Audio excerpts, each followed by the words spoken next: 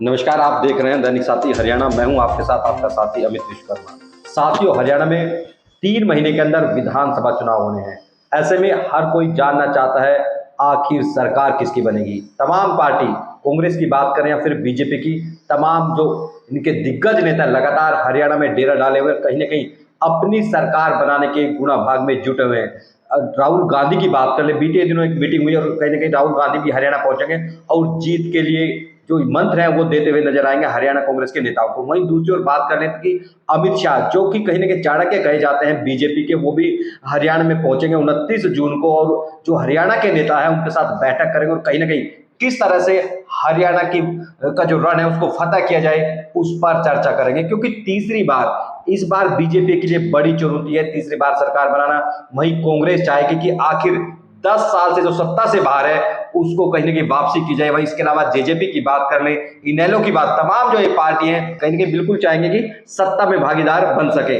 ऐसे में लगातार पूरी तरह से चौक चौराहे हो या कहीं पर भी हो, चर्चाएं आम हो चुकी है आखिर सरकार किसकी बनेगी, कौन हारेगा, कौन जीतेगा। तमाम इस तरह के जो मसले हैं उन पर लगातार चर्चा हो रही है। ऐसे में हमारे साथ आज मौजूद है एडवोकेट चौधरी चरण सिंह जी, जो कि हम उनको शॉर्ट फॉर्म में CS शिवाज भी कहते हैं। आज वो हमारे साथ मौजूद है क्योंकि चुनाव कोई भी हो, विधानसभा का चुनाव हो या फिर लोकसभा का चुनाव हो या फिर नगर परिषद या नगर पालिका का, हम अमूमन हर जब वही चुनाव होते हैं उनसे चर्चाएं करते हैं और जो उनका ओपिनियन पोल होता है काफी हद तक सटीक बैठता है। ऐसे में आज हम उनसे चर्चा करेंगे आखिर हरियाणा का माहौल कैसा है। शिवाज साहब, आपका स्वागत है। किस तरह से देखते हैं कि अक्टूबर नवंबर में चुनाव होने, किस तरह देखते हैं पूरे हरियाणा के परिदृश्य को बात करने? तो आप सबसे पहले तो भाई अमित भाई आपका बहुत बहुत धन्यवाद। हरियाणा के चुनाव के बारे में मैं आज आपको एक एक सीट के बारे में बताऊंगा। ये ओपिनियन बोल है मेरा, लेकिन ये छोटा चुनाव है तो इसमें प्रेडिक्शन का फेल होने का चांस भी होता है। जितना छोटा इलेक्शन होता है उसमें प्रेडिक्शन फेल होने के चांस ज़्यादा होता है। लेकिन अगर कोई बड़ा डेवलपमेंट नहीं होता है तो जो मैंने जो ये ओपिनियन बोला था, यदि आज की स्थिति में चुनाव हो जाए और कोई बड़ा बदलाव नहीं होता, कोई जिस तरह नेताओं की उछल कूद होती है उधर उधर ना जाए, तो आज के हालात में, तो उस हालात में आपको बताऊंगा। बाद में 3 महीने बाद फिर आप फिर मिलेंगे, फिर देखेंगे। हाँ, कहीं ना कहीं पानी कहेगा, कोई नेता इधर जाएगा, कोई उधर जाएगा, उधर जाएगा, टिकट किसी कटेगी किसकी रहेगी वो बाद की बात जी। तो मैं आपको लोकसभा वाइज बताऊंगा प्रत्येक सीट के बारे में, क्योंकि हरियाणा को 4 हिस्सों में हम डिवाइड करते हैं। वो मैं आपको 4 हिस्से वाली बात बाद में बताऊंगा। तो आज मैं पहले आपको लोकसभा वाइज सीट वाइज बताता हूँ। ठीक है, ठीक। सबसे पहले शुरू करते हैं अपनी गुड़गांव लोकसभा सीट जी। गुड़गांव लोकसभा सीट में सबसे पहले बात करते हैं बावड़ सीट। बावड़ सीट बीजेपी की कन्फर्म सीट है। डॉक्टर बनवारी लाल जी हैट्रिक बनाने जा रहे हैं। दूसरी सीट है रेवाड़ी, इसमें बीजेपी का एज है। मैंने कहीं कड़ा मुकाबला है, कहीं हाँ, एज का मतलब ये नहीं, बीजेपी का एज का मतलब ये, जहाँ मैं एज बताऊंगा वहां समझो वो पार्टी मजबूत पोजीशन में जी। रेवाड़ी में बीजेपी का एज है। पटौदी बीजेपी की कन्फर्म सीट है। बादशाहपुर बीजेपी की कन्फर्म सीट है। गुरुग्राम बीजेपी की कन्फर्म सीट है। सोहना में बीजेपी का एज है। चौधरी साहब, एक बात इसमें और आप क्लियर कर दें कि जो आप एज और जीत हार बता रहे हैं, क्या जो आज के परिदृश्य में जो कैंडिडेट पिछली बार थे यदि उनको ही उतारा जाए उस स्थिति की बात कर रहे हैं? स्थिति की बात कर रहा हूँ। जी जी, उस स्थिति की बात, जैसे रेवाड़ी में सुनील मुसेपुर थे तो उनको ही टिकट दी जाए तो तब एज है, वही स्थिति को लेके चल रहे हैं ना? नहीं, वो टिकट वितरण का वो तो मैं बताऊंगा नहीं, इसमें तो मैं पार्टी का एज बता रहा हूँ जी। कैंडिडेट कौन होगा वो तो बाद की बात। जी जी, दोबारा बता दूं, गुरुग्राम में बावड़ कन्फर्म सीट है बीजेपी की। रेवाड़ी बीजेपी का एज है। पटौदी बीजेपी की कन्फर्म सीट है। बादशाहपुर बीजेपी की कन्फर्म सीट है। गुरुग्राम बीजेपी की कन्फर्म सीट है। सोहना में एज है, यानी जहाँ मैं एज कर रहा हूँ वहाँ बीजेपी की मजबूत पोल तो है, लेकिन कन्फर्म नहीं जीतेगी, ये हारेगी। लेकिन कड़ा मुकाबला है वहाँ। हाँ, नूह कांग्रेस की कन्फर्म सीट है। नूह में मुकाबला होगा लेकिन कांग्रेस की कन्फर्म जीत होगी जी। फिरोजपुर झिरखा जी, फिरोजपुर झिरखा कांग्रेस की कन्फर्म सीट है जी। मामन खान बड़े मार्जिन से चुनाव जीतेंगे जी। पुन्हाना बीजेपी, पुन्हाना कांग्रेस की अच्छी मजबूत सीट है जी। लेकिन यहाँ पे जो है ना, रईसा खान जो इंडिपेंडेंट चुनाव लड़ेंगे वो बदलाव कर सकते हैं, यहाँ रिजल्ट बदल सकता है जी। पिछली बार भी वो केवल 816 वोट से हारे थे जी जी। जबकि इस लोकसभा चुनाव में पुन्हाना सीट पे कांग्रेस की बहुत बड़ी लीड आई थी, 98,000 की लीड आई थी। लेकिन फिर भी लोकसभा चुनाव का रिजल्ट अलग होता है, इसका अलग होता है। यहाँ रईसा खान जो है वो रिजल्ट बदल सकते हैं जी। अब आते हैं महेंद्रगढ़ भिवानी में। तो एक बार बात करें लोकसभा, पिछली बार कांग्रेस के पास कहीं ना कहीं रेवाड़ी सीट कांग्रेस के पास थी, और इसमें बात कर ले तो एक बादशाहपुर इंडिपेंडेंट के पास थी, और यदि हम बात करें मेवात में, मेवात की तीनों सीट कांग्रेस के पास थी। तो कांग्रेस एक सीट लूज कर रही है मेवात में। हाँ, मेवात लूज कर सकती है, पुन्हाना लूज कर सकती है। और रेवाड़ी में कहीं ना कहीं फाइट है, कोई निश्चित रेवाड़ी में मतलब निश्चित नहीं है, बीजेपी का है, पलड़ा भारी भी बीजेपी का है जी, बीजेपी का पलड़ा भारी है, लेकिन कन्फर्म सीट बीजेपी की नहीं है। तो ये मान लें कि जो पहले की स्थिति तो 2019 कहीं ना कहीं वो होती हुई दिखाई दे रही है, लेकिन कहीं ना कहीं बीजेपी का एज है। मैं इसमें साफ साफ बात बताऊं जी, अगर टिकट वितरण बीजेपी का ठीक हुआ जी तो ये सीट बीजेपी जीत जाएगी, रेवाड़ी जी। ठीक है। अब आगे महेंद्रगढ़ भिवानी की बात करें। जी, महेंद्रगढ़ भिवानी में पहली सीट लोहारू जी, बीजेपी का एज है जी, और अच्छा एज है जी। दूसरी सीट है बारडेड़ा, लोहारू में बीजेपी के कैंडिडेट हैं जेपी दलाल। हाँ, वो कैंडिडेट के बाद में बात करेंगे। हाँ। दूसरी सीट है बारडेड़ा जी, बारडेड़ा में कांग्रेस का एज है। अभी वहां से जेजेपी की जो नैना चौटाला है जेजेपी की मतलब विधायक इस बार कांग्रेस का एज है। अच्छा, वहां पे कांग्रेस के पास जाती हुई दिखाई दे रही है। तीसरी सीट है दादरी जी, दादरी में नेक टू नेक फाइट होगी जी। चौथी सीट है भिवानी जी, भिवानी बीजेपी की कन्फर्म सीट है। हाँ, पहले भी बीजेपी का पांचवी सीट है तोशाम जी, ये भी बीजेपी की कन्फर्म सीट है। अभी कांग्रेस के पास थी किरण चौधरी, और किरण चौधरी बीजेपी में शामिल हो गई, बीजेपी की कन्फर्म सीट है इस बार जी, ठीक है जी। फिर है अटेली जी, अटेली बीजेपी की कन्फर्म सीट है जी। महेंद्रगढ़, अटेली तो बीजेपी के पास है अभी भी। हाँ जी, वो आप इसको मुझे वो इंटरप्ट ना करें, मैं फिर करेंगे जी जी। अटेली बीजेपी कन्फर्म सीट है। महेंद्रगढ़ जो है उसमें कांग्रेस का एज है और अच्छा एज है, लेकिन यहाँ रिजल्ट बदल सकता है, दान सिंह चुनाव हार सकते हैं। अगली सीट है नारनौल, बीजेपी की कन्फर्म सीट है। नांगड़ चौधरी बीजेपी की कन्फर्म सीट है जी। अब बात करते हैं फरीदाबाद की जी जी। फरीदाबाद लोकसभा में पहली सीट है हथीन जी, हथीन में कांग्रेस का अच्छा एज है जी, हथीन में कांग्रेस का अच्छा एज है। होडल में नेक टू नेक फाइट होगी, ये रिजर्व सीट है जी। पलवल में बीजेपी का एज है, यहाँ से करण दलाल कांग्रेस के पिछली बार भी हारे थे, और मुझे लगता है कि इस बार भी उनकी 99% फिर हार होगी। फिर सीट है पिरथला में कांग्रेस का एज है, अच्छा एज है कांग्रेस का। फिर सीट है फरीदाबाद NIT, ये बीजेपी इस बार कन्फर्म जीत रही है जी।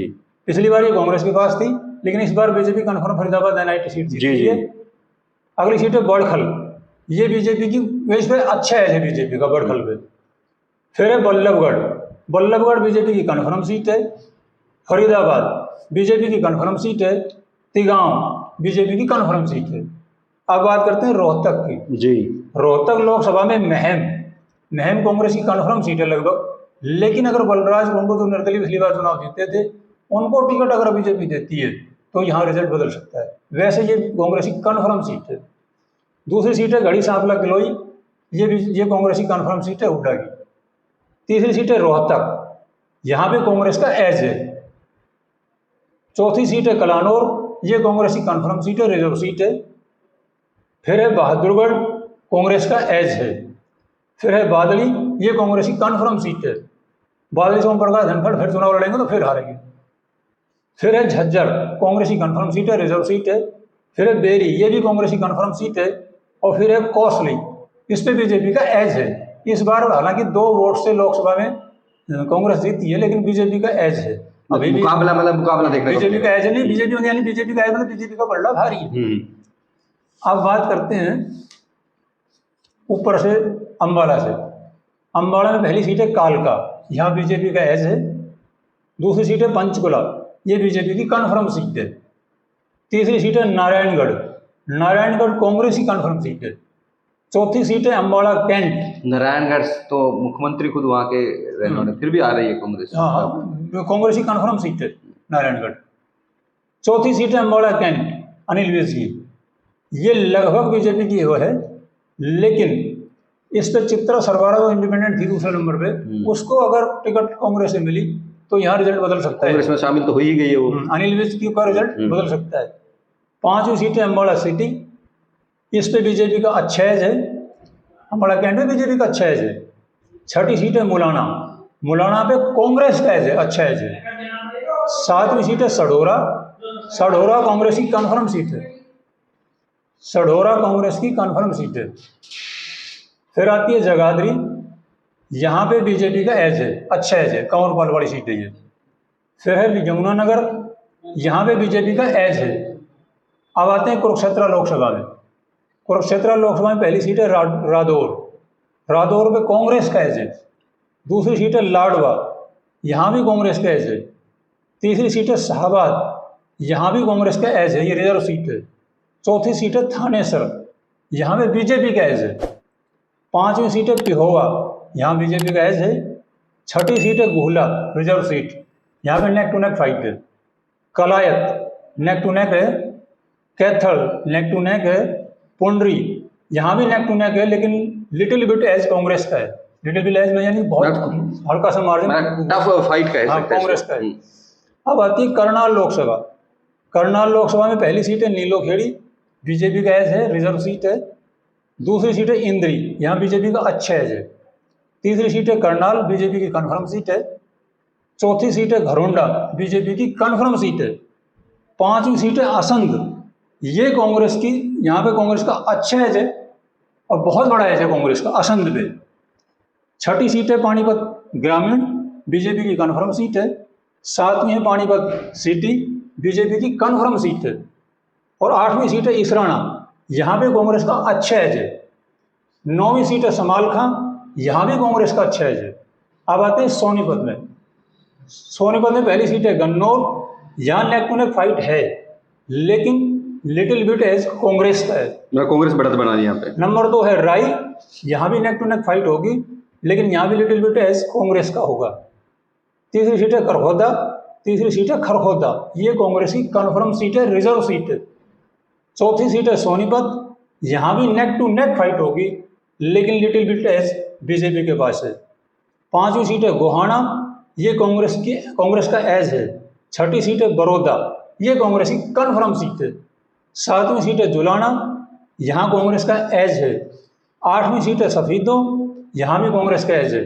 और नौवीं सीट है जींद, यहाँ नेक टू नेक फाइट है। अब आते हैं सिरसा में। सिरसा में पहली सीट है नरवाना जी, यहाँ कांग्रेस का एज है। दूसरी सीट है टोहाना, यहाँ भी कांग्रेस का एज है। तीसरी सीट है फतेहाबाद, ये भी कांग्रेस, यहाँ भी कांग्रेस का एज है। चौथी सीट है रतिया, ये रिजर्व सीट है, ये कांग्रेस की कन्फर्म सीट है जी। पिछली बार ये बीजेपी के पास थी, लेकिन इस बार बीजेपी सीट को कन्फर्म तरीके से यूज कर रही है, रतिया। पांचवी सीट है कालांवाली, कालांवाली में कांग्रेस की कन्फर्म सीट है। छठी सीट है डबवाड़ी, डबवाड़ी कांग्रेस की कन्फर्म सीट है। सातवीं सीट है रानिया, यहाँ नेक टू नेक फाइट है, लेकिन एज कांग्रेस का है, बिजली मंत्री रणजीत सिंह की सीट है जी।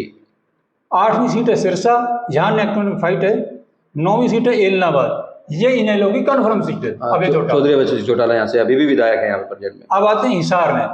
हिसार में पहली सीट है उचाना कला, कांग्रेस की कन्फर्म सीट है।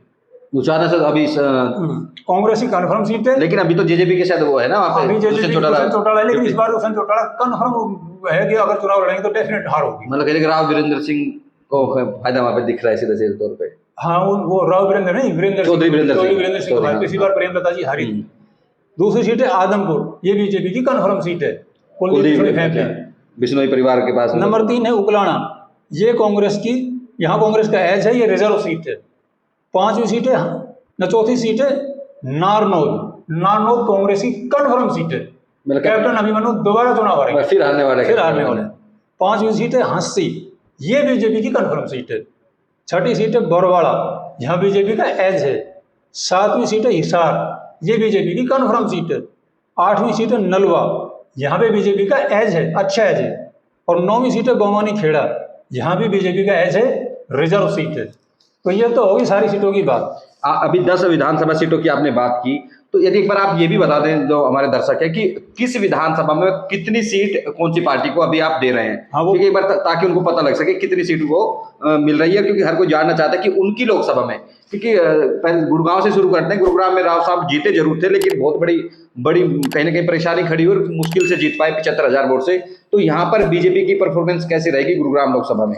अभी आपको दिखाते हैं कि हरियाणा की जो ओवरऑल स्थिति है, जिस तरह से दक्षिण हरियाणा, पश्चिमी हरियाणा, फिर जाटलैंड या फिर जीटी बेल्ट, तमाम 4 हिस्सों को जोड़ दिया जाए तो हरियाणा में आखिर ओवरऑल जो ओपिनियन पोल है चौधरी CS शिवाजी का, इनका ओपिनियन पोल क्या कहता है, वो हरियाणा में कौन सी पार्टी आखिर बढ़त बना रही है, कौन सी पार्टी सरकार बनाने की और अग्रसर है। क्योंकि हाँ, बात करें आज के हालात पर, आज यदि चुनाव होते तो आज के हालात क्या है, क्योंकि राजनीतिक संभावना को के हर वक्त मसले बदलते रहते हैं, माहौल बदलता रहता है। आखिर अगले 3 महीनों में क्या मूवमेंट होगा, क्या बदलाव होगा, उसके बाद उसकी चर्चा करेंगे। लेकिन यदि आज चुनाव होते हैं तो उसके क्या परिणाम रहेंगे, क्या ओपिनियन पोल है और आखिर सरकार किसकी बनने जा रही है। शिवाज साहब किस तरह से देखते हैं, क्या आपका आंकड़े बता रहे हैं। मैंने जो सीट वाइज आपको बताया, इस हिसाब से मैं बताता हूँ आपको। इनमें बीजेपी की 21 कन्फर्म सीट है जी, 21। तो बीजेपी की बता रहे हैं कि 21 कंफर्म सीट है, जो कि इनके ओपिनियन पोल के अनुसार बीजेपी को 21 सीट मिलती हुई दिखाई दे रही है जी। और कांग्रेस की 15 कन्फर्म सीट है। वहीं कांग्रेस को बता रहे हैं कहीं ना कहीं 15 कंफर्म सीट मिलती हुई दिखाई दे रही है। ये ओपिनियन पोल रहे हैं CS शिवाजी का, और उनके अकॉर्डिंग हरियाणा में कहीं ना कहीं यदि कंफर्म सीट की बात कर लें, बीजेपी कांग्रेस से आगे जाती हुई दिखाई दे रही है। जो आज की बात करें तो अभी कुछ और सीट पर भी बताएंगे जी। और इनेलो की 1 सीट कन्फर्म है। इनेलो को 1 सीट कंफर्म, कहीं ना कहीं चौधरी अभय सिंह चौटाला की जो सीट है वो कंफर्म कहीं ना कहीं बता रहे हैं जी। अब मैं बात करता हूँ एज, जो मैंने एज बताया जी। जेजेपी की आपको शायद भूल गए, जेजेपी को भी नहीं, वो बाद में बात करेंगे उसकी। एज की बात मैं करूँ तो बीजेपी का एज जो है ना वो 18 सीट पे है। इनका कहना है कि बीजेपी को जो एज मिल रहा है वो 18 सीट पर कहीं कहीं आगे है, कहीं ना कहीं कुछ मुकाबले में कांग्रेस से आगे है जी। नहीं, 18 सीट पे एज है, जिनमें से 14 सीट पे बीजेपी का अच्छा एज है। यही बता रहा हूँ जी जी जी। 14 सीट पे बीजेपी का अच्छा एज है, 4 सीट पे बीजेपी का लिटिल बिट एज है जी। अब आते हैं कांग्रेस का 20 सीट पे एज है जी। 20। जहां बीजेपी का 18 सीट पर है था, वहीं कांग्रेस का आज 20 सीट पर ये बता रहे हैं। क्योंकि अब बता दें कि जिस तरह से लोकसभा चुनाव हुए थे उसमें 46 सीट पर कहीं ना कहीं कांग्रेस आगे थी और 44 सीट पर बीजेपी। लेकिन यहाँ पर एज की बात करें तो 18 सीट पर जहां बीजेपी आगे, वहीं 20 सीट पर एज है कांग्रेस के पास। अभी और आगे बताएंगे आखिर 20 में से 16 सीट पे कांग्रेस का अच्छा एज है जी। 20 में से 16 सीट पे अच्छा एज है जी। और 16 सीट ऐसी हैं जहां पे नेक टू नेक फाइट है जी। 16 सीट बच जाती हैं तो 16 सीट ऐसी हैं जिन पे नेक टू नेक फाइट है जी। अब इसका मैं बताता हूँ। अगर हम इसको देखें तो बीजेपी की 21 कन्फर्म सीट है जी। और 18 पे एज है जी। तो बीजेपी की ये हो जाती है 39 सीट। अच्छा, 39। तो आज की स्थिति में कहीं ना कहीं बीजेपी को 39 सीट कहीं ना कहीं आगे दिखाई दे रही है और 39 सीट में 39 सीट पर बढ़त बनाते हुए दिखाई दे रही है बीजेपी। अब बात करेंगे कांग्रेस की, क्योंकि लगातार दावा किया जा रहा है कि तीसरी बार हरियाणा में एंटी इनकम्बेंसी होगी, कहीं ना कहीं बीजेपी को इसका नुकसान होगा। क्योंकि लोकसभा चुनाव में बीजेपी को 5 सीट गंवानी पड़ी थी, 10 में से 5 सीट कांग्रेस ने जीतकर कहीं ना कहीं बीजेपी को बड़ा झटका दिया है। अब बात करते हैं कि आखिर कांग्रेस को कितनी सीट मिलती हुई दिखाई दे रही है जी। अब बात करते हैं कांग्रेस की 15 कन्फर्म है जी और 20 पे कांग्रेस की एज है जी। अगर ये 20 की 20 भी मान लें हम जी तो ये हो जाती है 35 सीट जी कांग्रेस की। अब बच गई 16 सीट जी जिन पे नेक टू नेक फाइट है। अगर इन 16 में से 11 सीट भी अकेली कांग्रेस भी जीतती है जी तो कांग्रेस 46 पे जाती है जी 11 सीट जी। और अगर बीजेपी इनमें से जीतती है तो बीजेपी 44 पे जाती है। जी हो गए ना 39 5 44 और वो अगर जी। 11 सीट जीतती है तो वो जी। लेकिन ये जो 16 सीट हैं इनमें कम से कम 5 आदर्श जीत जाएंगे। मैं कहीं बाकी जो पार्टीज हैं जेजेपी आ गई है, जेजेपी भी आ गई, नेलो भी आ गई, हलोपा भी आ गई, सभी 5 सीट इसमें से वो जीत जाएंगे जी। ठीक है, तो 5 सीट तो चली गई, बच गई 11 सीट। अब 11 सीट में से अगर मान लो कांग्रेस हो तो 11 की 11 भी जीत लेती है जी तो भी कांग्रेस 46 पे जा रही है जी। और अगर इसमें शेयरिंग हो गई जी तो फिर कांग्रेस 46 से नीचे रह जाएगी जी। और बीजेपी जो 5 बीजेपी ने ली तो बीजेपी 44 पे हो जाएगी जी। और 6 उन्होंने ली तो वो जो है ना 35 से 41 पे हो जाएगी। कहीं ना कहीं हंग असेंबली भी कभी मैं वही कह रहा हूँ हाँ। मुझे ये लग रहा है कि चुनाव जो है ना वो हंग असेंबली आएगी इस बार। और इसमें जो बाकी जो बच गई इनेलो को मैं 1 से 4 सीट मान रहा हूँ जी। 1 से 4 इनेलो 1 से 4 आप 0 से 1 जी। कहाँ खाता खोल रहे हैं आप 0 से 1 में? ये अम्बाड़ा लोकसभा में जी। और जेजेपी 0 से 1 जी। जेजेपी को कौन सी सीट अभी आपको अनुमान है कि जेजेपी 1 सीट? ये कहीं भी अभी देखेंगे इनमें ये जो पहले जो इनके एमएलए ये जाएंगे ना इधर उधर जी। ये कहाँ जाते हैं कौन रहता है तो उस हिसाब से देखना पड़ेगा फिर तो वो वर्तमान परिस्थिति देखा जाएगा कौन कहाँ से सीट मिल सकती है, यानी कि संभावना है। और अदर्स जो है ना वो 2 जी। मतलब जो अदर्स है उनको 2 सीट कहीं ना कहीं, उनको 2 सीट इंडिपेंडेंट 0 से 2 सीट उनको मिलती हैं। चौधरी साहब टोटल ओवरऑल बात कर ले कि जिस तरह से आपने बताया कि जो मैक्सिमम सीट है जो बीजेपी को मिल सकती है वो 44 मिल सकती है, 44 मिल, और यदि कांग्रेस को मिले मैक्सिमम 40 सीट मिल सकती है। हाँ नहीं, कांग्रेस ने बीजेपी को 45 बता रहा हूँ, बीजेपी को 45 सीट मैंने वैसे अनुमान से बताया तो 45 सीट बीजेपी, और यानी बीजेपी मिनिमम 36 से 45, जी बीजेपी मिनिमम 36 से 45, कांग्रेस 37 से 46, 37 से 46, और बाकी की मैंने बता ही दिया आपको। देखिए जिस तरह से चौधरी चरण सिंह जी जो हम बता रहे हैं कि सफलोजिस्ट है, चुनावी विश्लेषक लगातार विधानसभा चुनाव हो या फिर लोकसभा चुनाव, हमने लोकसभा चुनाव में भी देखा था कि जो इनकी प्रेडिक्शन थी कहीं ना कहीं बड़े जो हमने आकलन किया था वो कहीं ना कहीं खरी उतरती हुई दिखाई दी थी, और जो उन्होंने डाटा दिया था वो कहीं ना कहीं पूरी तरह से खरा उतरता हुआ दिखाई दिया था।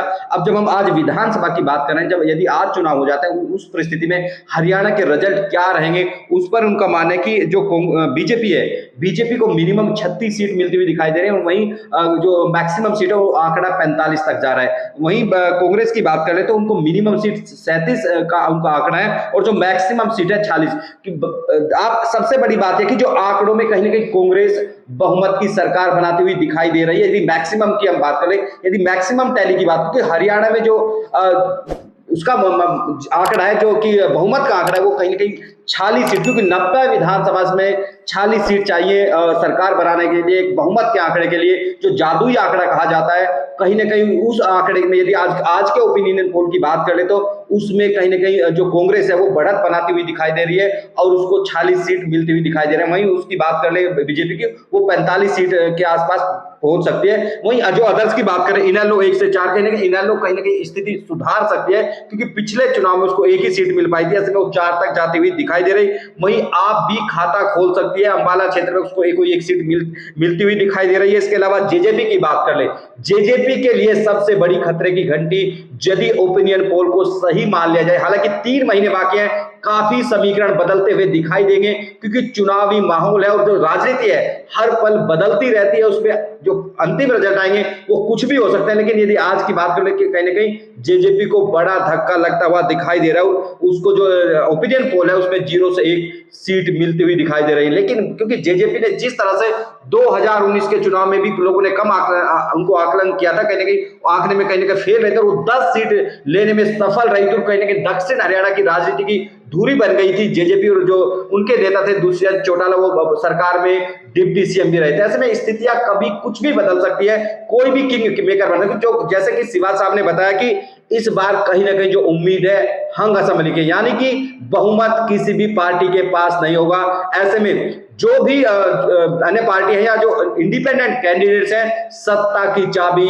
उनके हाथों में रहने वाली। जिस तरह से सत्ता की चाबी पिछली बार 2019 के चुनाव में जेजेपी के पास थी, वही चाबी अब की बार भी किसी अन्य पार्टी के पास हो सकती है। जिस तरह से शिवाज साहब बता रहे हैं, वो कहीं ना कहीं हंग असेंबली की ओर इशारा कर रहे हैं। ऐसे में तमाम जो पार्टी है, जो बीजेपी की या फिर कांग्रेस, तमाम पार्टी के नेताओं ने पूरी ताकत झोंक दी है हरियाणा के रण को फतेह करने के लिए।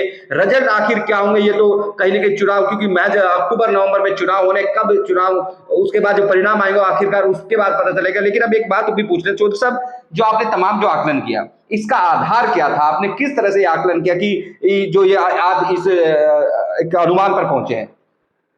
देखो भैया, किसी हर आकलन का कोई ना कोई बेस तो होता है। इसमें मैंने जो किया है, इसमें 2019 का चुनाव विधानसभा चुनाव जी, 2014 का विधानसभा चुनाव जी, और 2019 का लोकसभा चुनाव, और 2024 का लोकसभा चुनाव, सबको ध्यान में रखते हुए, सारी बातों को ध्यान में रखते हुए, कौन कैंडिडेट कहाँ है, कहाँ गया, ये किरण चौधरी आई, किसको क्या फायदा, वो सारा हिसाब देखते हुए तब ये आकलन खड़ा है। चौधरी साहब, अभी तमाम से किरण चौधरी बीजेपी में शामिल हो गई कांग्रेस छोड़कर, अभी राव इंद्रजीत की भी तमाम तरह के कयास लगा, बताया जा रहा है कि नाराज चल रहे हैं, तमाम इस तरह के ऐसे। उधर कहीं ना कहीं जो कैप्टन अजय सिंह यादव उनके भी कहीं ना कहीं नाराज बताया जा रहा है कि जो टिकट वितरण से नाराज थे। तमाम इस तरह का माहौल चल रहा है। क्या माने कि स्थितियां बदल सकती हैं यदि नेता इधर उधर जाएंगे, तब उस परिस्थिति में नेता इधर उधर जाएंगे स्थिति बदल सकती है, लेकिन अभी तो वर्तमान की बात हो रही है। देखिए, इस पहले अपने जो ओपिनियन पोल के पहले चरण में आज हमने बात की आखिर हरियाणा में सरकार किसकी बन रही है। दूसरे चरण में बात करेंगे, दूसरे फेज में बात करेंगे आखिर कौन सी सीट पर कौन मजबूत है, किसको टिकट मिलने की ज्यादा संभावना है, कौन हार सकता है, कौन कहीं ना कोई कौन अपनी पार्टी के लिए तुरंत का इक्का साबित हो सकता है। दूसरे चरण में इस पर बात करेंगे। तब तक के लिए नमस्कार।